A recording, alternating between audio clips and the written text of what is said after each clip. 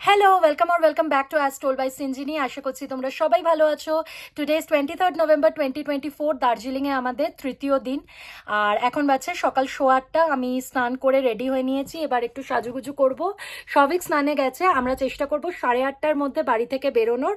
আজকে আমাদের joy ride আছে, মানে টয় ট্রেনে করে আজকে আমরা দার্জিলিং স্টেশন থেকে ঘুম স্টেশন অবধি যাব। আমাদের 9:35-এ ট্রেন ছাড়বে। আর আমাদের হোটেল থেকে দার্জিলিং স্টেশনটা একদমই কাছে।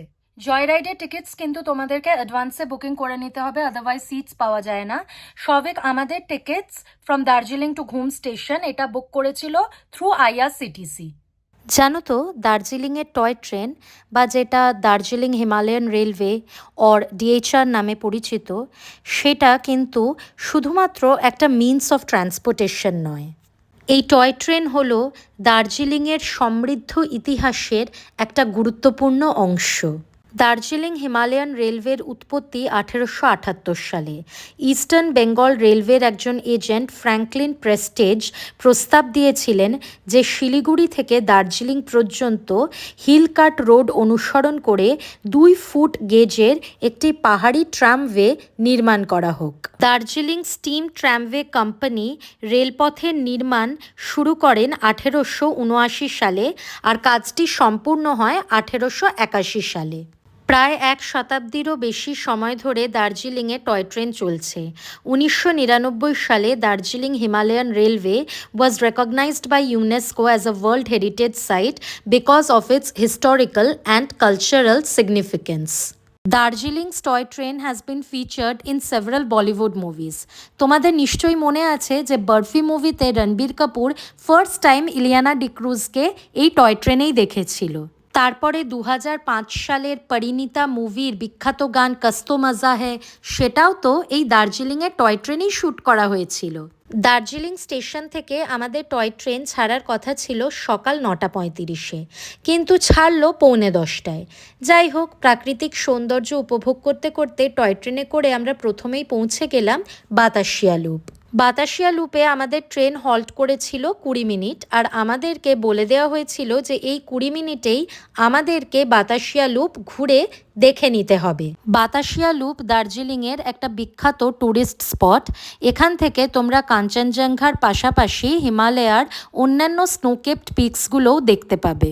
বাতাসিয়া লুপকে একটা বাগান হিসেবে সাজানো হয়েছে, যার মধ্যে দিয়ে লুপ প্যাটার্নে টয় ট্রেনস চলে। বাতাসিয়া লুপের মাঝামাঝি আছে একটা ওয়ার মেমোরিয়াল, যেটা জেলা সৈনিক বোর্ড দার্জিলিংয়ের ব্রেভ গোর্খা সৈন্যদের স্মরণে তৈরি করেছিল 22শে মার্চ 1995 সালে। টয় ট্রেনে করে আমরা নেক্সট যে স্পটে পৌঁছলাম সেটা হলো ঘুম স্টেশন। এই ঘুম স্টেশনেও টয় ট্রেন 20 মিনিট হল্ট করেছিল, আর এই টাইমের মধ্যে আমরা একটা রেলওয়ে মিউজিয়াম ঘুরে দেখেছিলাম। ঘুম রেলওয়ে স্টেশন কেন ফেমাস বলো তো? Because it is India's highest railway station. ঘুম রেলওয়ে স্টেশন 7,407 ফুট বা 2,258 মিটার উচ্চতায় অবস্থিত। এবারে চলো যাওয়া যাক দার্জিলিং হিমালয়ান রেলওয়ে মিউজিয়াম বা ডিএইচআর ঘুম মিউজিয়াম এক্সপ্লোর করতে। এই মিউজিয়ামটা ঘুম স্টেশন বিল্ডিংয়ের উপরতলায় অবস্থিত। দার্জিলিং হিমালয়ান রেলওয়ে মিউজিয়ামে রয়েছে প্রচুর ইন্টারেস্টিং জিনিস, যার মধ্যে বেশিরভাগই এক্স ডিএইচআর এমপ্লয়িজরা ডোনেট করেছেন। There are also many rare photographs of the Darjeeling toy train and its life history. আমি আর সবিক জানতাম না যে আমাদের joy ride Darjeeling railway station থেকে স্টার্ট হয়ে আবার দার্জিলিং রেলওয়ে স্টেশনেই এন্ড হবে। আমরা ভেবেছিলাম আমাদের হয়তো ঘুম থেকে নিজেদেরকে গাড়ি করে ফিরে আসতে হবে। বাট আমাদের যিনি টয় ট্রেনের ড্রাইভার ছিলেন তিনি বললেন যে এটা রাউন্ড ট্রিপ। 2 ঘন্টার দার্জিলিং টয় ট্রেন রাইড আমি কিন্তু খুব এনজয় করেছি। তোমরা যারা প্রথমবার দার্জিলিং ঘুরতে আসবে ভাবছো, তারা কোনোভাবেই জয় রাইড মিস করো না। জয় রাইড শেষ হলে আমি আর সবিক হোটেলে ফিরে গেছিলাম, আর তারপরে লাঞ্চ করতে আবার ম্যালে এসেছিলাম। আমরা লাঞ্চ করেছিলাম ডেকেভাস রেস্টুরেন্টে। এই রেস্টুরেন্টটার কথা আমি একজন ইউটিউবারের থেকে জানতে পারি। সিটিং অ্যারেঞ্জমেন্টস একটু কম হলেও রেস্টুরেন্টটা কিন্তু ভীষণ সাজানো গোছানো। অলসো প্রত্যেকটা ডিশই এখানে খুবই অ্যাফোর্ডেবল প্রাইসে পাওয়া যাচ্ছিল। শভিক নিজের জন্য অর্ডার করেছিল ভেজিটেবল ভাই রামেন আর কোল্ড কফি, সাথে ফ্রেঞ্চ ফ্রাইজও ছিল। আর সত্যি এই রামেনটা আমি ওর থেকে একটু টেস্ট করে দেখেছিলাম, অসাধারণ খেতে ছিল। আমি নিজের জন্য নিয়েছিলাম 1 plate chicken steam momo.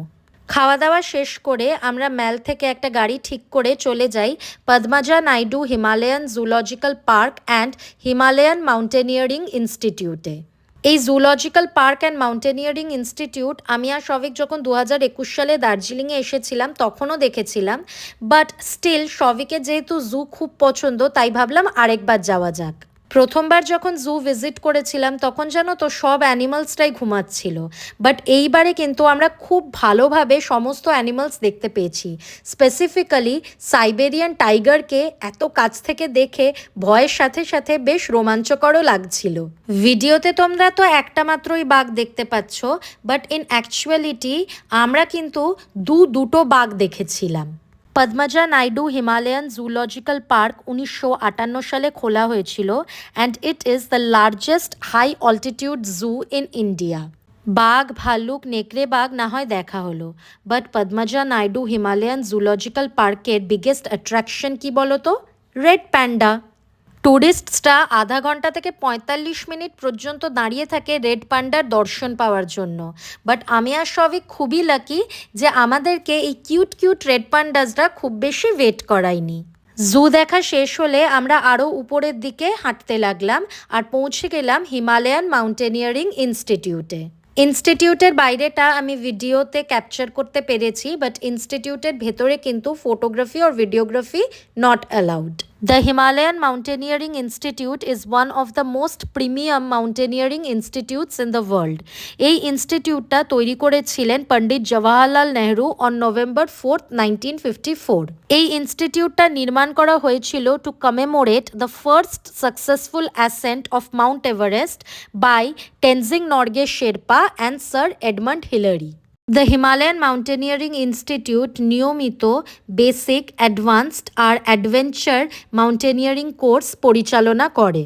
The Himalayan Mountaineering Institute has an international reputation because it has trained thousands of people from all across the globe in mountaineering as well as other adventure sports. Zoological park আর mountaineering institute দেখার পর আমরা গাড়ি করে চলে আসি ম্যালে। তোমাদেরকে তো দার্জিলিং ব্লগ ডে 1-এর ভিডিওতেই বলেছিলাম যে ম্যালে এখন হচ্ছে সরস মেলা। এই সরস মেলাটাই আমি আর শভিক ঘুরে দেখছিলাম, যদিও মেলা থেকে কিছু কেনাকাটা করিনি, বাট হ্যাঁ ম্যালের অন্যান্য দোকান থেকে কিন্তু আমি প্রচুর শপিং করে নিয়েছি। আর এই সরস মেলার জন্য যে ফাংশন হচ্ছিল সেই ফাংশনটাও খানিকক্ষণ এনজয় করলাম। তারপরে আমি আর শভিক ডিসাইড করলাম যাব মহাকাল মন্দিরে। ম্যাল থেকে ঠিক 5 মিনিটের দূরেই অবস্থিত হচ্ছে মহাকাল মন্দির। নাম শুনে তো নিশ্চয়ই বুঝতে পেরেছ, মহাকাল মন্দির মহাদেবকে উৎসর্গ করা হয়েছে। মহাকাল মন্দির নির্মাণ করেছিলেন লামা দোরজে রিনজেং 1782 সালে। মহাকাল মন্দিরে তোমরা হিন্দু এবং বৌদ্ধ ধর্মের সংমিশ্রণ দেখতে পাবে। এটি এমন একটা ধর্মীয় স্থান যেখানে দুটো ধর্মই সহাবস্থান করে। মেন মন্দিরে 3টে সোনার প্রলেপ দেওয়া লিঙ্গগুলো হিন্দু দেবতা ব্রহ্মা, বিষ্ণু এবং মহেশ্বরকে প্রতিনিধিত্ব করে। মূল মন্দিরের চারপাশে রয়েছে মা কালী, মা দুর্গা, 7 কন্যা ভগবতী দেবী, গণেশ, রাধাকৃষ্ণ, রাম, শিরডি সাই বাবা, হনুমান, দেবী পার্বতী এবং রাধা মায়ের মন্দির। মহাকাল মন্দির দেখে আমরা হোটেলে ফেরত চলে যাই আর তারপরে ডিনার করতে আবার ম্যালে এসেছিলাম।